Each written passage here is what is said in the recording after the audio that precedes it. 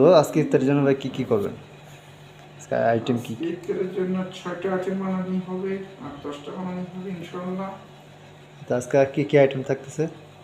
আজকে চামচ থাকবো, সমোসা এক। গোলগুলা থাকবে, আচ্ছা জিলেবি থাকবে, আচ্ছা।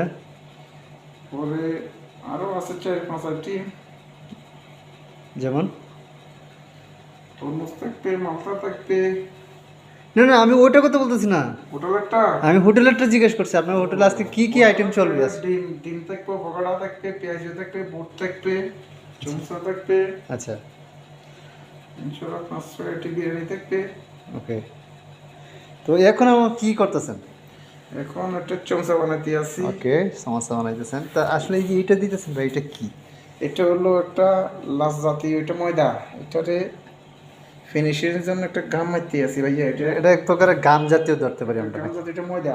ময়দা পানিতে ভিজে। আচ্ছা, ময়দাটা একটু ভিজা ভিজা, এটা একটা আটা আটা ভাব আছে, আটাটা লাগেছে না? ওকে।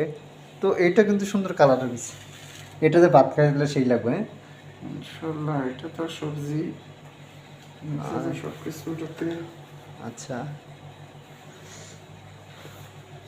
এখানে কি? এখানে এই আলু এই বেগুনি আলু চপ আর ডিম না? ওকে। বেগুনি আর সব ঠিক আছে ইনশাল্লাহ। আমাদের দেশি খাবার এটা। ওকে।